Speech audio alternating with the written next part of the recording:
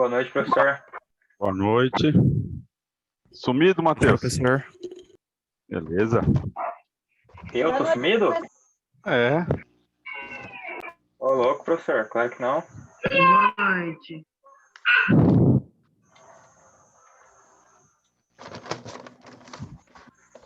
Acho que eu faltei O que ontem só, não aconteceu, foi? gente? Ah, não sei. Acho que você faltou. Já faz algumas aulas aí. Nada, professor. Bom, não tem chamado, então eu não controlo muito bem isso, né? Não, mas é verdade, eu faltei algumas aulas, sim.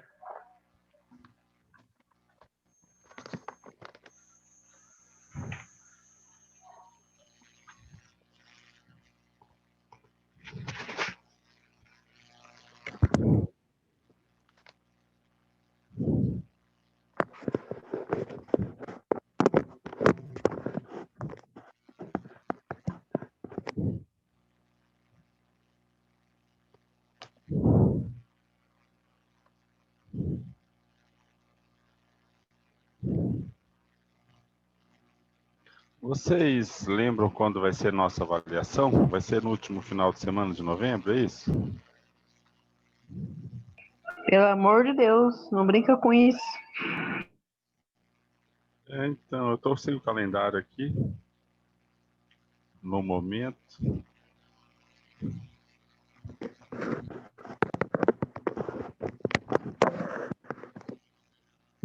Mas você fala final de semana, tipo. Não, final de semana que eu falo é a última semana. Eu acho que eu falei errado aí. Nossa senhora, me bateu um desespero aqui. Não, eu falei errado. Última semana de novembro, é isso?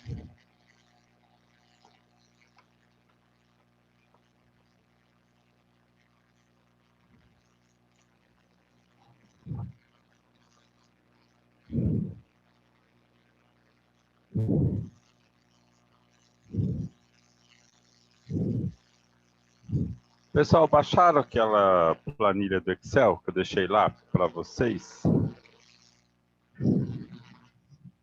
Boa noite, professor. Noite. Baixei, fala aberta. Ok.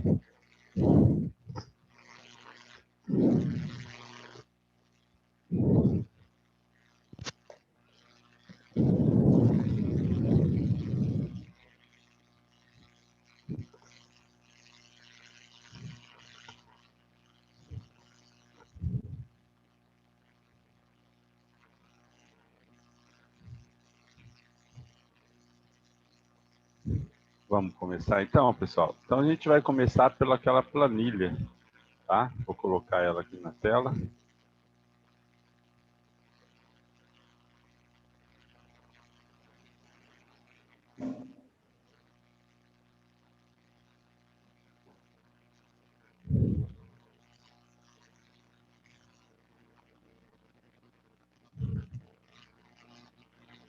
Opa.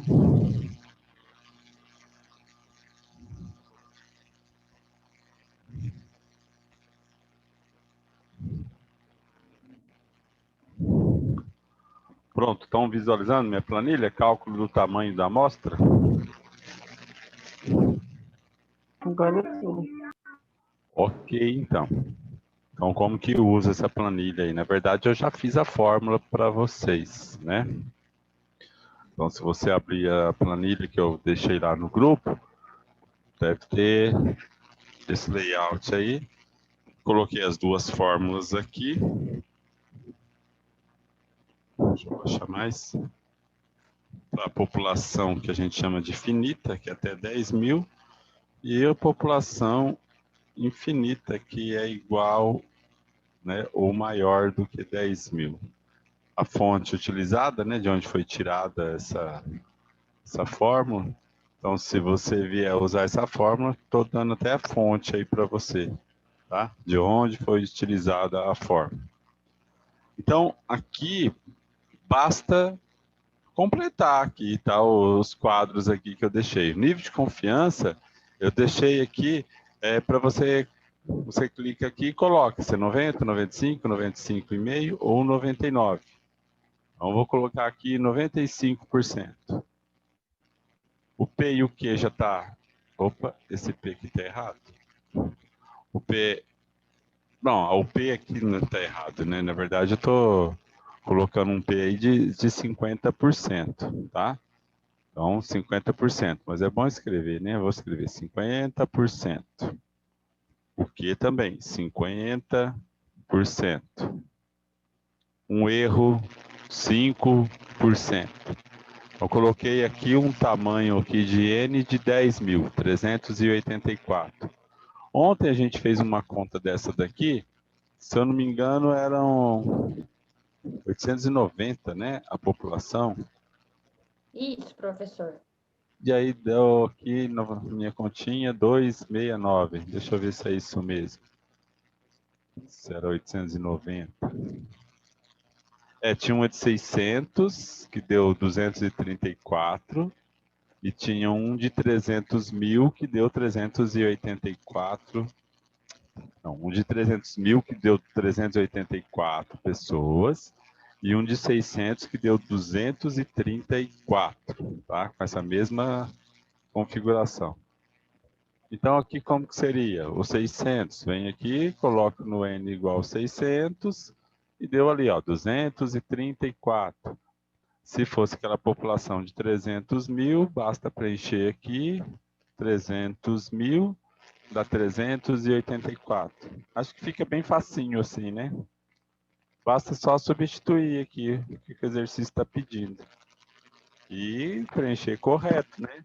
Cuidado que esse P e Q, colocar 5% ao invés de 50%. P e Q, só para lembrar, P era a quantidade favorável ao atributo pesquisado e Q desfavorável ao atributo pesquisado. Quando a gente não conhece, que é a maioria das vezes, nós utilizamos, então, 50%.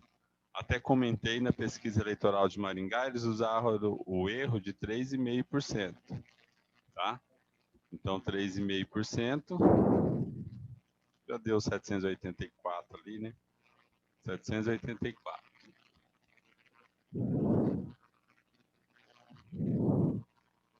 Ele está dizendo que o valor inserido não é válido. Não é válido, mas ele foi lá e fez a conta.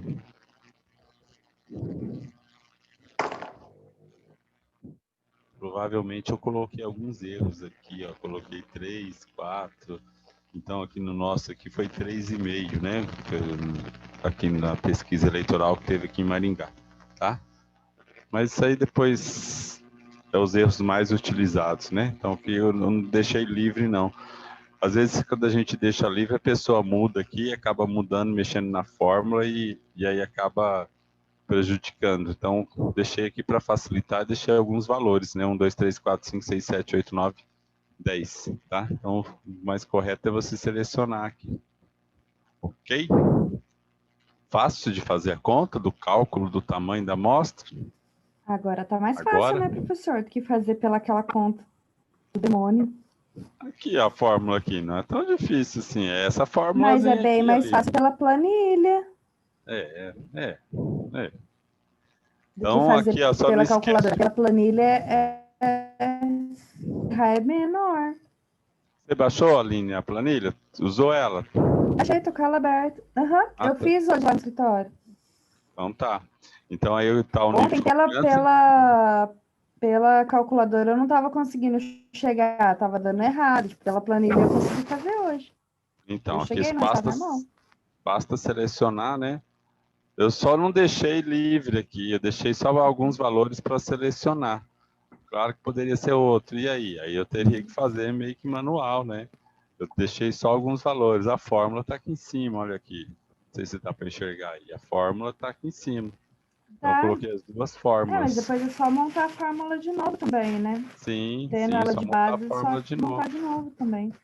Só montar de novo. Tá? Então, eu deixei uns valores aí. Não sei se vocês conseguem enxergar a fórmula aqui, ó. Tá assim, C6 elevado ao quadrado vezes C7 vezes C8. Dá para enxergar? Vocês estão vendo a coluna C Tá aqui, sim. por acaso? Sim. A Professor. coluna C, dá para ver? Não, ela tá oculta. Não, eu Não, deixei oculto. Deixei oculto para não ficar mexendo nela, né? porque senão a pessoa vai lá e muda, e aí fica mais difícil, tá? Então, claro que se você pode desocultar, eu acho que eu não deixei para vocês, acho que não deixei senha não, dá para desocultar, dá para mexer, dá para brincar depois aí com a planilha, tá? Então, gente, então a gente viu ontem o cálculo do tamanho da amostra. Como disse para vocês, esse cálculo é muito importante, é utilizado em tudo quanto é tipo de pesquisa. Dei o exemplo da pesquisa de Maringá, ou seja, qualquer lugar, né? Se você pegar uma pesquisa lá de São Paulo, eles vão ter que informar o tamanho da amostra, sempre tem, né? E basta calcular, para ver se eles estão falando a verdade ou se não estão, né, nesse cálculo da amostra aí, tá? Basta substituir aqui, estou dando exemplo de pesquisa eleitoral, mas poderia ser qualquer coisa. Não sei se vocês se lembram do Covid, que eu falei assim, a gente precisa de uma amostra muito maior. A amostra do Covid, por exemplo, são 60 mil pessoas que eles estão pegando. Então, provavelmente, eles colocam lá um nível de erro de 1%, né? Até menor do que isso, e um nível de confiança. Vou colocar um nível de confiança aqui de 99%. Olha só, 99%, eu vou colocar o menor erro que eu deixei aqui, né? 1%. Olha o tamanho da minha amostra, dá 16.557. Se na amostra lá do Covid foi de 60 mil, que é o tamanho da amostra que eles estão usando, provavelmente o nível de confiança que eles devem estar usando é 99,9. Provavelmente. Né? 99,9 deve estar trabalhando com um erro aí de, sei lá, 0,5% ou 1% mesmo. O erro até dá para trabalhar menor, né, 1%, mas o nível de confiança que é o mais importante. Então, provavelmente lá na vacina eles devem estar trabalhando com 99,9%. Porque, ó, colocando aqui, eu coloquei a amostra 300 mil, não é isso, né? O Brasil não tem 300 mil, o Brasil tem 200 milhões. Mas tanto faz, não vai mudar muita coisa. Acho que coloquei 200 milhões aqui. 200, não, faltou um zero aqui, né? Ó, tanto faz, gente. Então, tanto faz colocar 300 mil, 200 milhões, o tamanho da amostra é o mesmo, tá? Então, eu coloquei o mínimo que eu coloquei aqui na fórmula de vocês, calculou 16 mil o tamanho da amostra. Mas vamos lá, vamos para a aula de hoje. Vou fechar aqui e a gente vai continuar a distribuição normal que a gente estava vendo.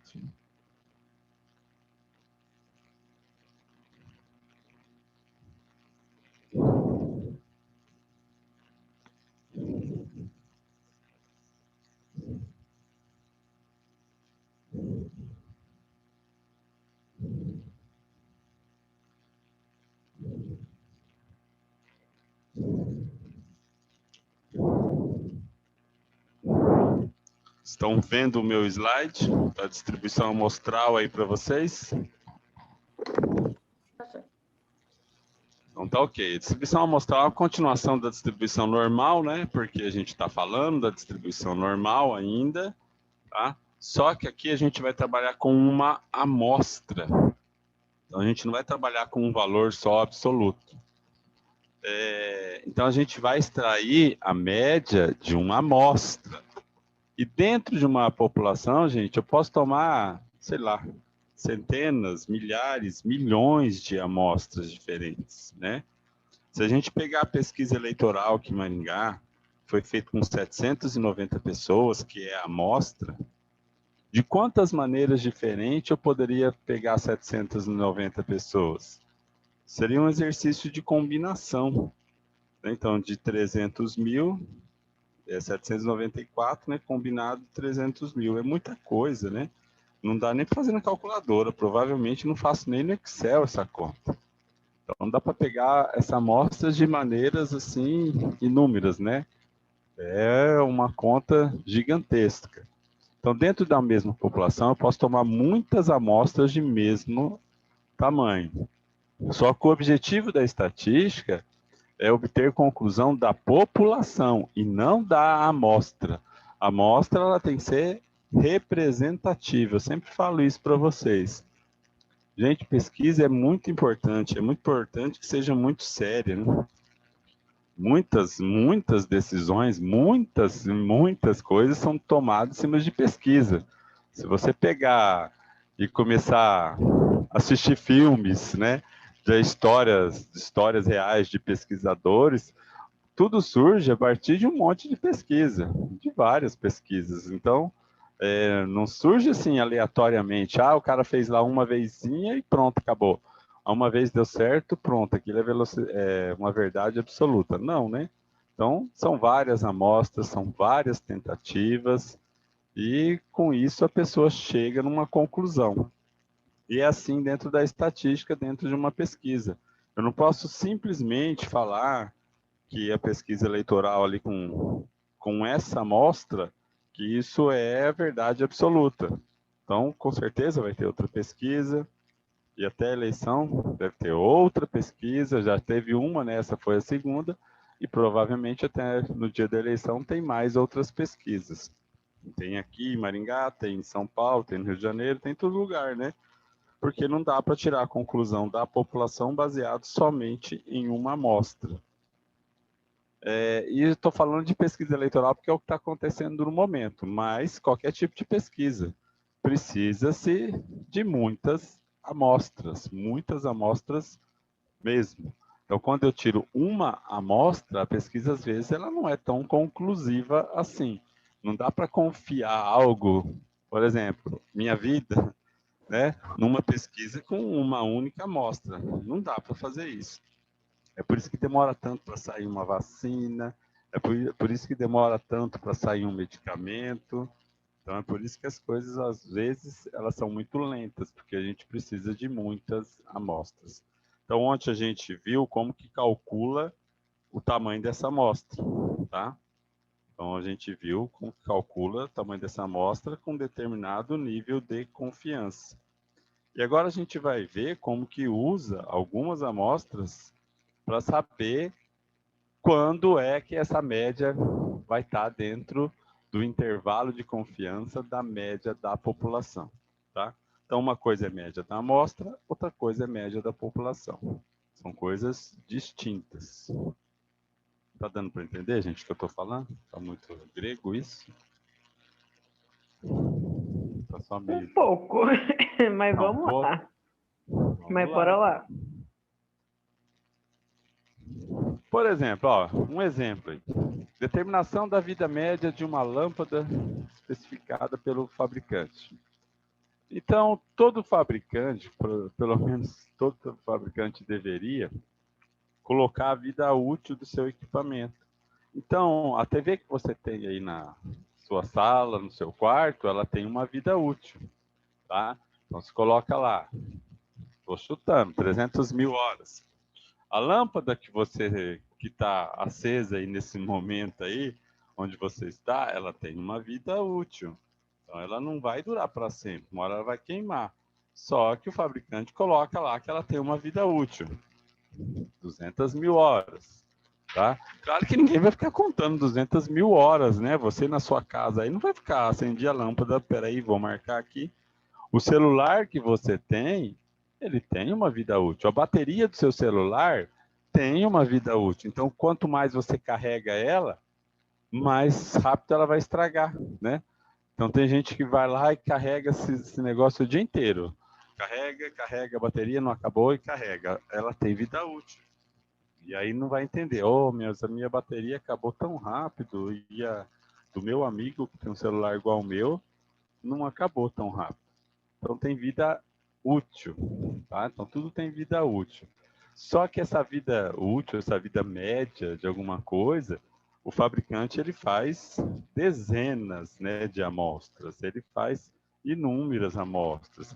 E não dá para fazer um censo, ele não vai queimar toda a lâmpada que ele produz, ele não vai estragar toda a bateria de celular que ele faz, muito menos todo celular que ele faz. Então, ele vai fazer com amostras e vai falar, baseado nessas amostras, que a vida útil do equipamento dele é de tantas horas, tá? Estou dando um exemplo em horas, mas poderia ser qualquer coisa, né? Estou falando de equipamentos aí que vocês estão usando ele nesse momento, tá? Então, aqui, vamos para a vida média da lâmpada.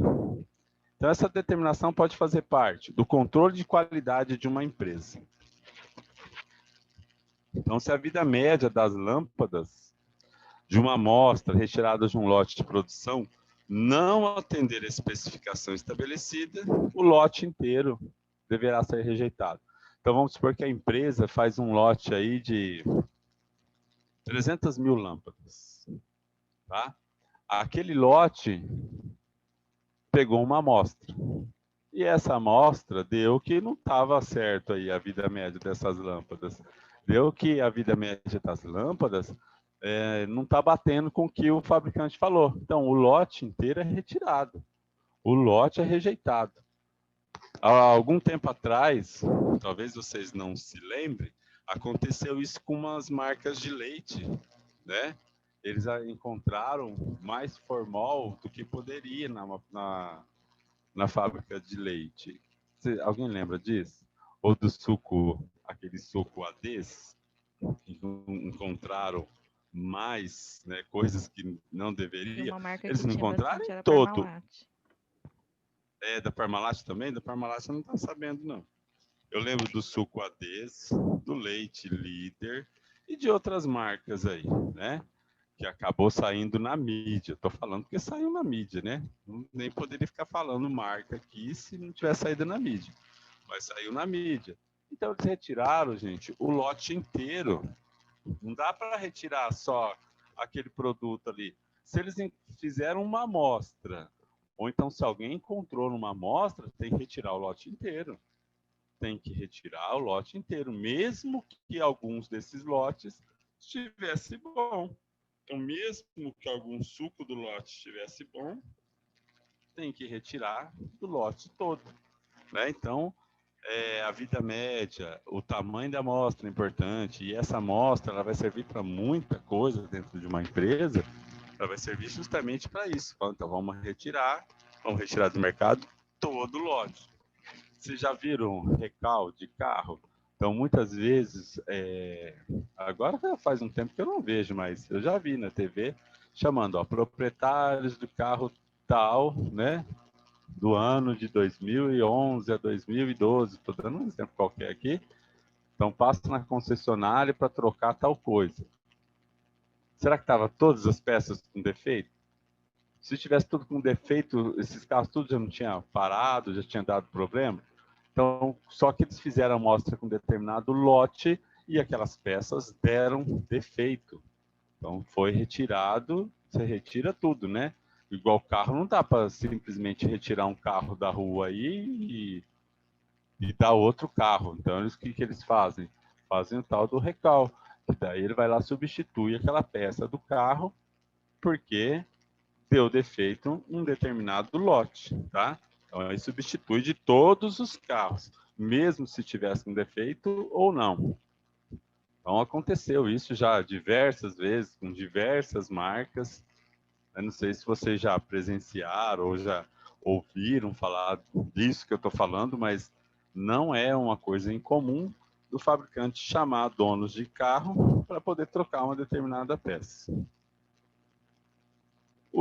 Dentro do mesmo exemplo, o que mais que serviria nessa vida média da lâmpada aí?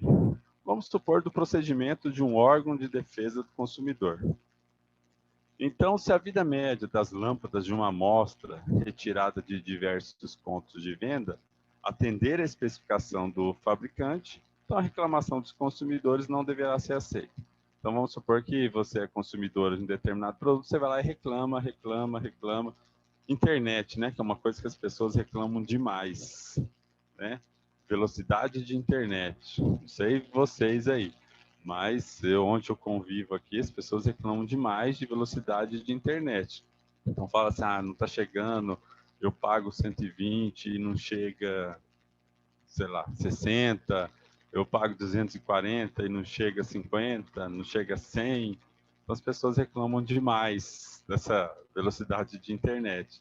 Então vamos supor que um grupo de pessoas vai lá e reclama. E o Procon resolve ver se essa reclamação ela procede ou não. E vai lá e retira uma amostra. né?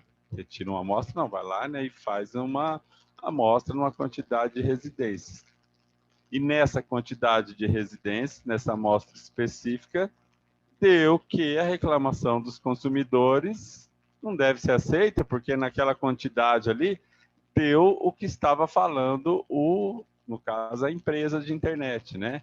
Aqui a gente está falando do fabricante, tá? Então, é importante essa utilização dessa amostra, dessa distribuição amostral para controle de qualidade, para tomar algumas decisões, tá? Então, é para isso que serve a amostra. E é lógico que a gente espera sempre, por isso que eu uso sempre a palavra, né? A amostra deve ser representativa, tá? Ela tem que representar a população do que ela foi tirada. Análise da média de uma amostra, então. Quanto maior for o tamanho da amostra, mais a média será próxima da média da população. Sempre pensa nisso, gente. Quanto maior sua amostra, melhor ela é. Sempre vai ser assim, tá? À medida que o N aumenta, o erro diminui. Acho que é até meio óbvio pensar nisso, porque à medida que eu aumento o tamanho da minha amostra, eu vou pegar mais elementos dessa população. Então, o erro tende a diminuir. Se eu quero saber a média de idade de vocês, eu pergunto para um só.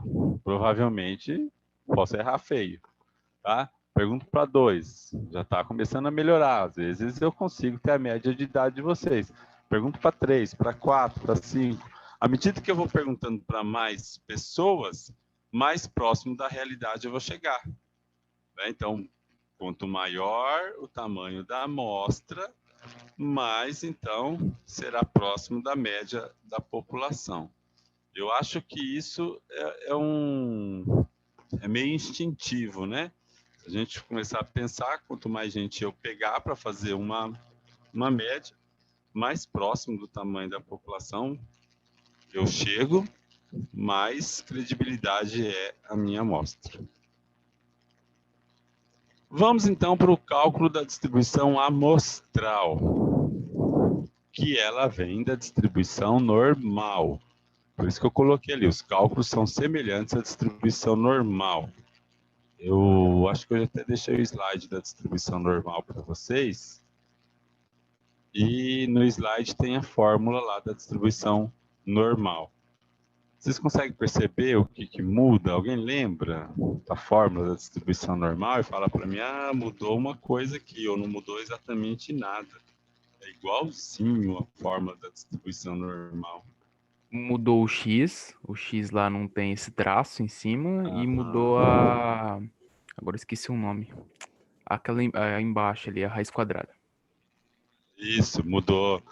É verdade, o x agora ele tem uma média, porque antes o x era um número sozinho, né? Era um número que a gente investigava só sobre aquele x, agora não. A gente investiga sobre uma média, sobre vários valores, né? E mudou essa raiz de n que aparece aí. Então, a outra fórmula não tinha essa parte de baixo, porque o n agora, gente...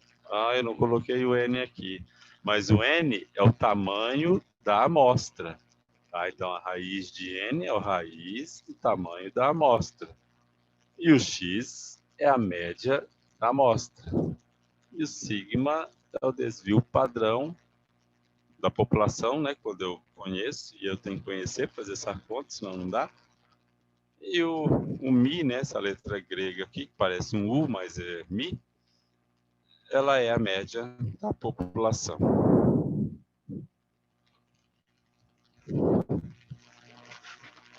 Olha um exemplo. Registro de produção de frascos de detergente mostra que o volume de enchimento realizado pela máquina, por uma determinada máquina, né, tem média de 150 ml com desvio padrão de 0,5 ml, ou seja, meio ml. Tá? Então, o desvio da máquina ali é meio ml. Se for retirada uma amostra de tamanho n igual a 9, qual a probabilidade da média dessa amostra ser menor que 149,75 ou maior que 150,1? Aqui eu coloquei assim, valores bem estreitos, porque dentro de controle de qualidade, os valores são bem estreitos. Algum tempo atrás, já faz bastante tempo, eu conversando com uma pessoa que trabalhava aqui na Cocamar de Maringá, isso já deve fazer uns 20 anos.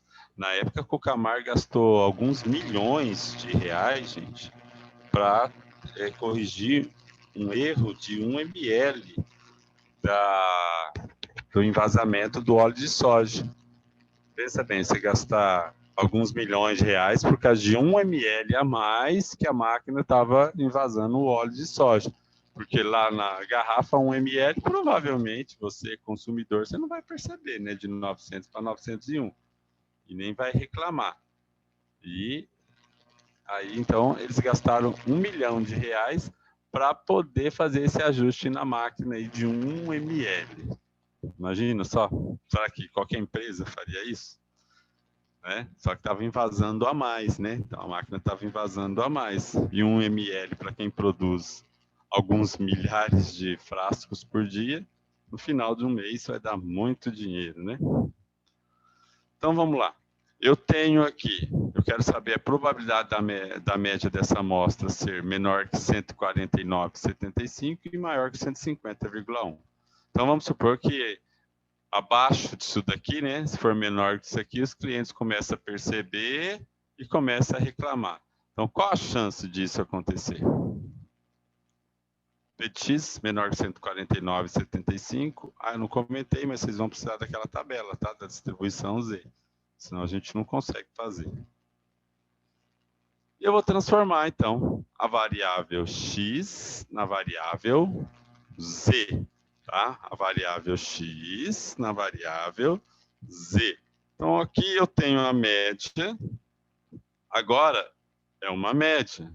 Tá? De uma amostra de tamanho 9.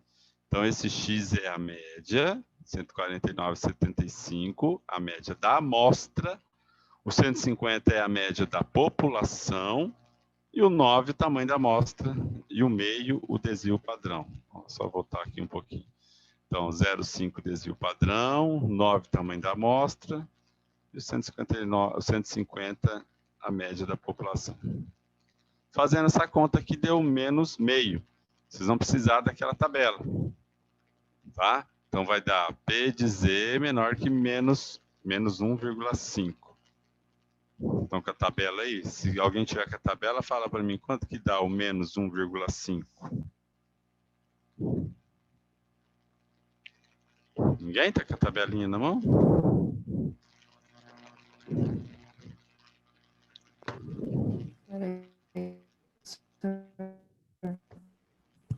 Hoje eu tô só com o celular. Professor, então vai dividir primeiro os de cima, daí depois dividir o de baixo? É, pode ser. Não, primeiro aqui, né? Aqui, ó. Não sei se dá para enxergar aí que eu tô. Ah, dividir esse, depois o outro. Ah, isso, tá, entendi.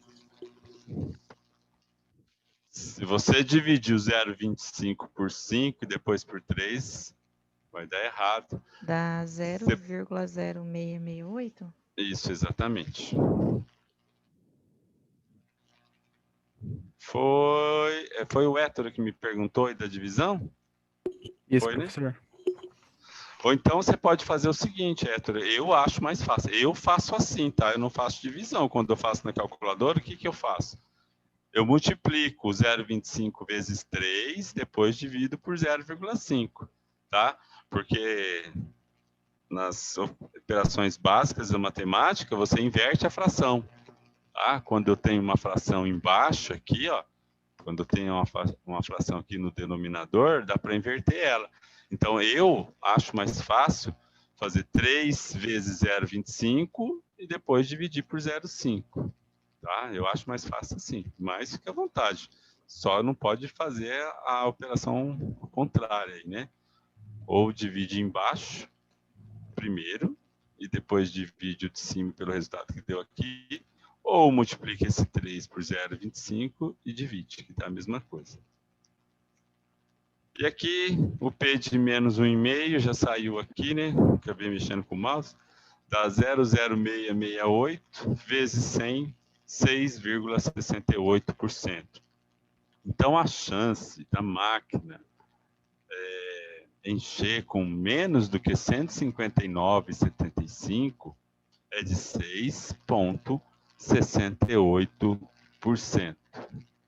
Tá? Então, é uma chance bem pequena.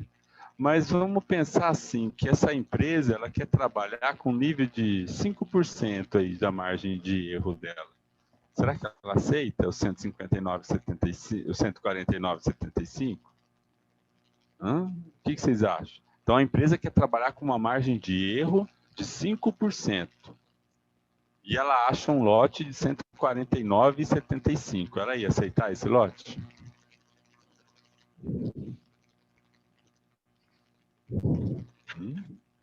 Vocês acham que ela aceitaria? Você é o dono da empresa. Você aceitaria um lote de 149,75?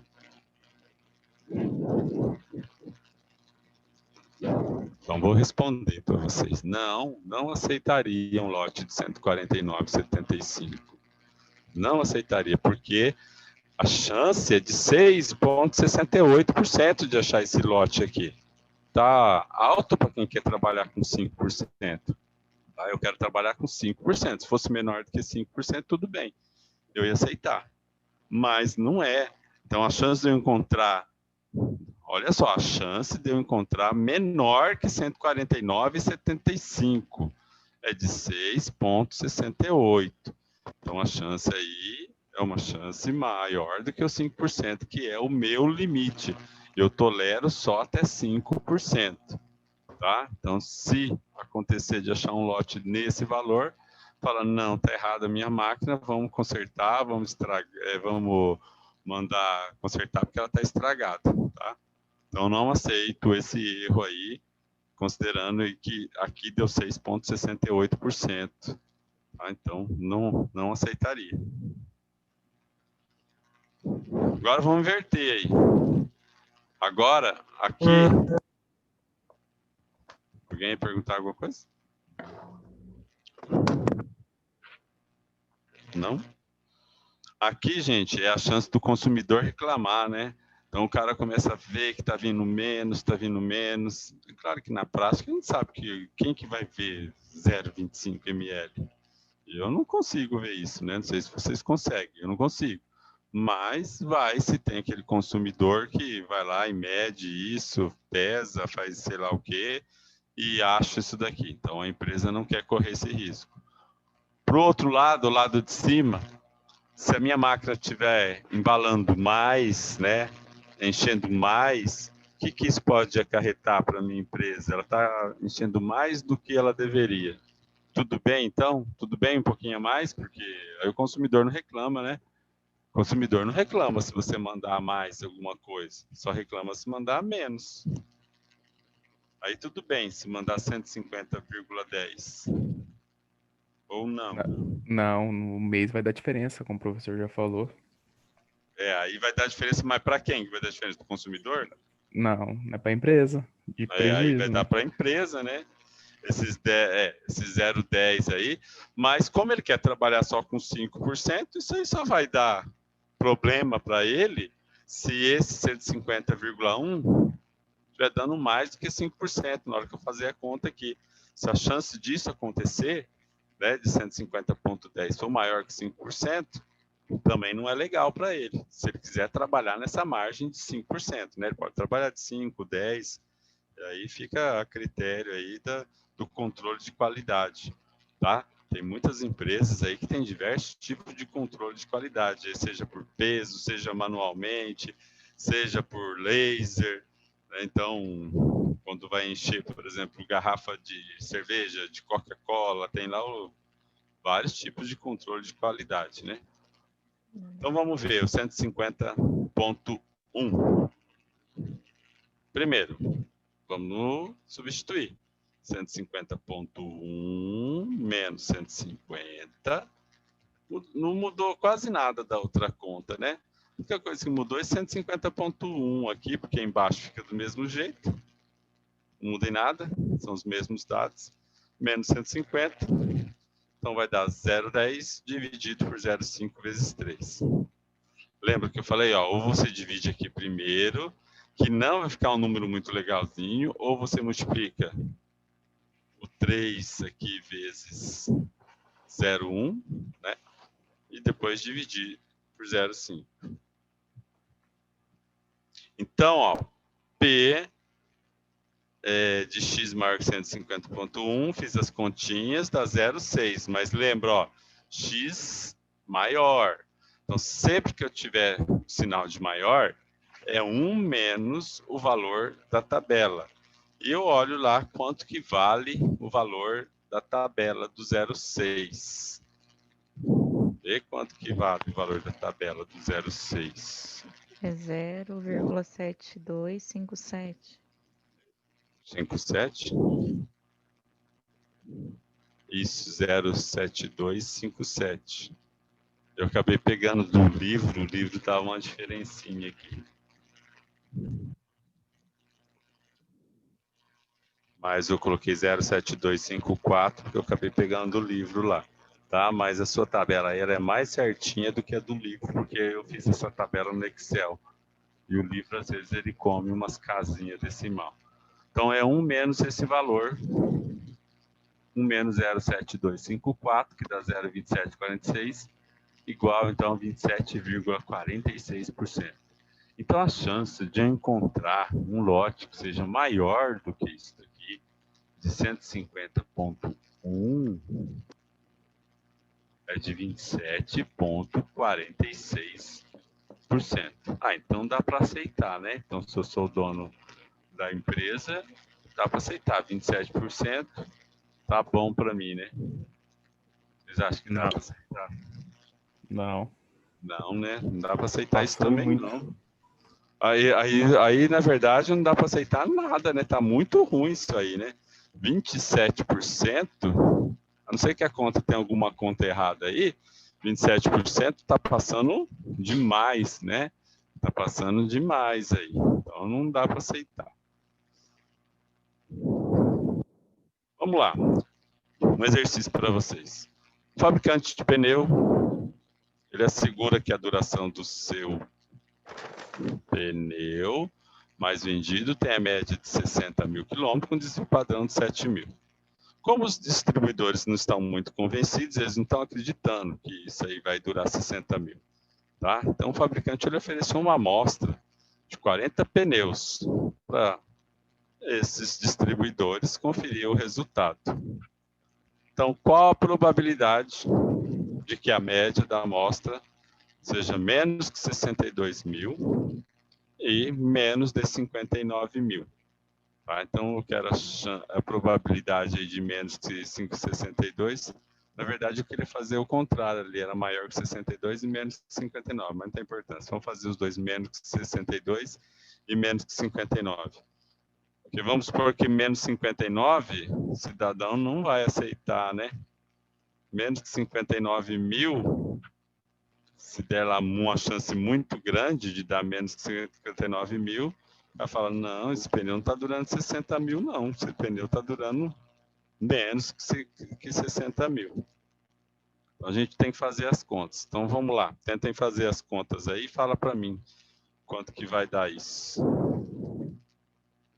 Eu vou fazer a continha aqui também, que eu não fiz essa conta ainda.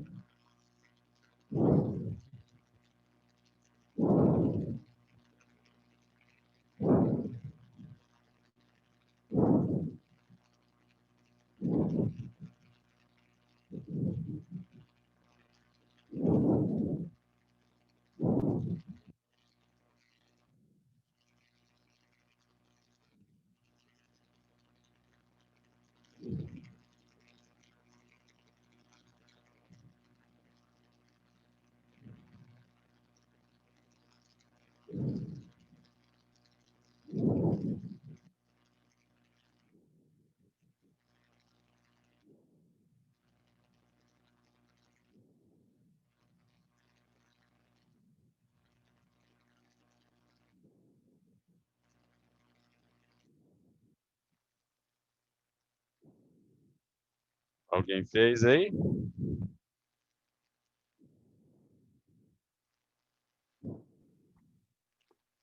Não consegui, professor. Não? A minha conta primeira aqui, eu daria o Z de 1,81.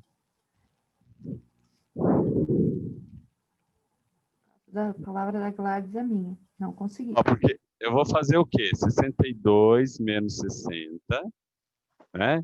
62.000 menos 60, e vou dividir, embaixo esse 7.000 dividido por raiz de 40, tá? Eu não fiz esse exercício aqui no slide, vou falando para vocês, depois a gente até pode fazer. É 62.000 menos quanto? Menos 60.000, parte de cima. Uhum. Dividido por... Por a parte de baixo, 7.000 dividido por raiz de 40. Uhum.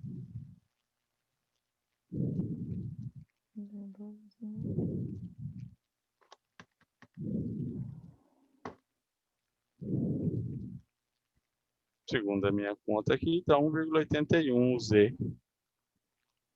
Mas a raiz quadrada desse 7.000 dá quanto? Não, a raiz quadrada não é de 7.000, a raiz quadrada é só do 40, né? Dá...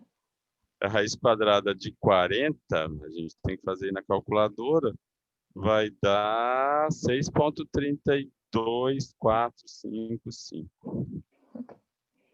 Eu consigo fazer na minha. Isso não.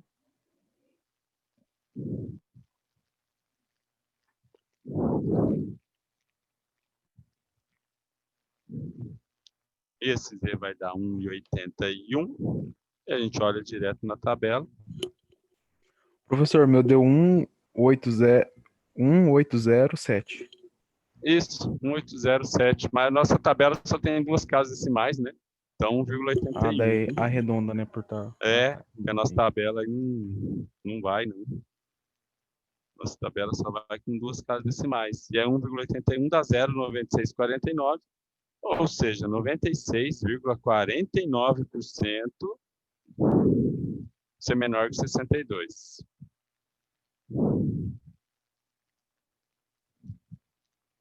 Na verdade, o menor que 62, nesse caso, não mostraria muita coisa, né, pra gente. Por quê?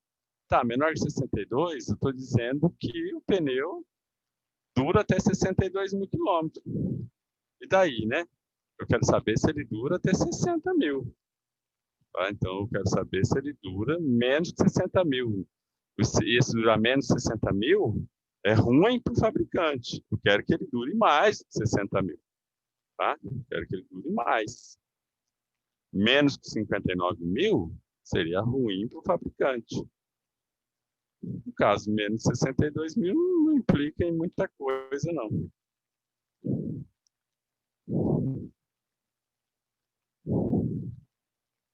E a chance deu muito alta também, inclusive, né? 96. E o outro vai ser parecido, né? Você vai fazer 59 menos 60.000 e depois dividir 7.000 por 40.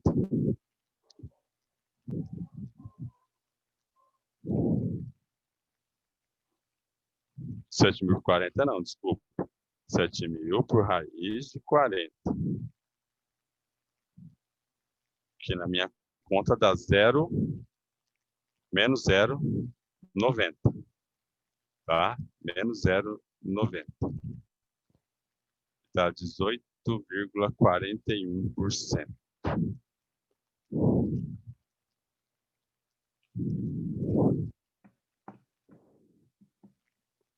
Alguém conseguiu? Oh, É difícil? Tá. ai, professor, tô nervosa. Não fica nervosa, não.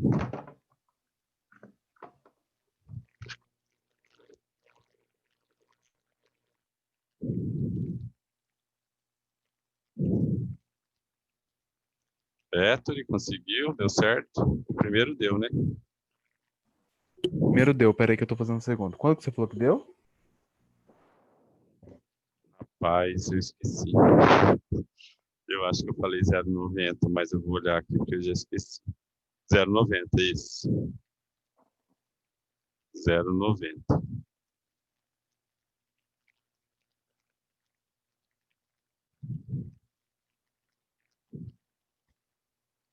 porque vai ser 1.000, né? Menos 1.000, dividido por 7.000, dividido por raiz de 49.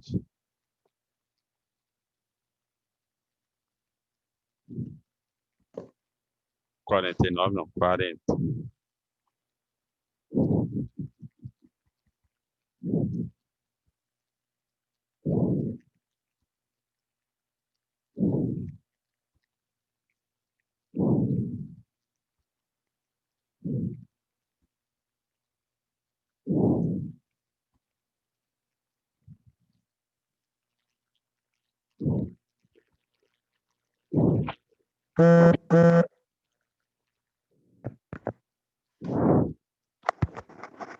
Tem um celular tocando aí.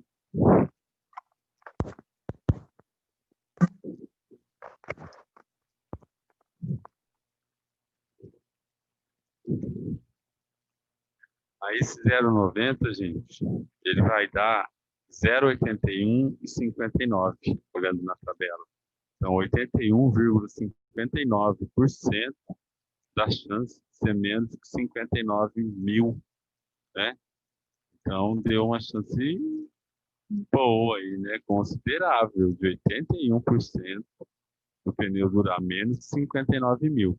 Então, se eles não tolerarem um erro desse, estaria muito fácil, então, de não tolerar aí o que o fabricante disse, né?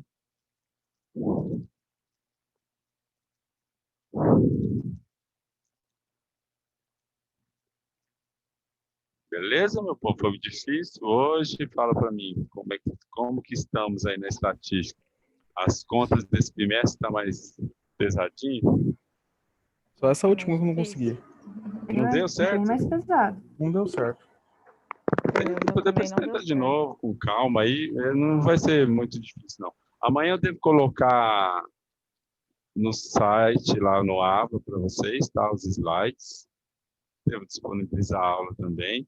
Não esqueça que vocês têm uma listinha de exercícios para me entregar sexta-feira, né? Até sexta. Eu nem olhei se alguém já entregou, mas vocês têm Eu até já. sexta para me entregar, tá? Professor, era 2 exercícios, né? Oi, desculpa, Gladys. Era 2 exercícios ou tem mais? Um da Que eu semana não me retrasada. lembro. Você sabe que eu não lembro quantos exercícios que eu dei? Acho que era só. Não, ela tinha mais que 2, né? Não, atividades, você fala, são 2. Atividades são 2. Dentro das atividades tem mais que 2 exercícios, Ah, entendi. tá? Eu dei uma atividade 1, que já faz alguns dias, e a atividade 2, que é para entregar na sexta. Tá? Pessoal, boa noite então para vocês. A gente continua na próxima aula. Boa noite. Aí tenta fazer aí com mais calma, tenta dividir as coisas aí, fazer tudo na calculadora direto, se for possível, né? Porque eu acho que aí diminui a chance de errar, tá? Gente, boa noite para vocês. Boa noite. Boa Falou. noite.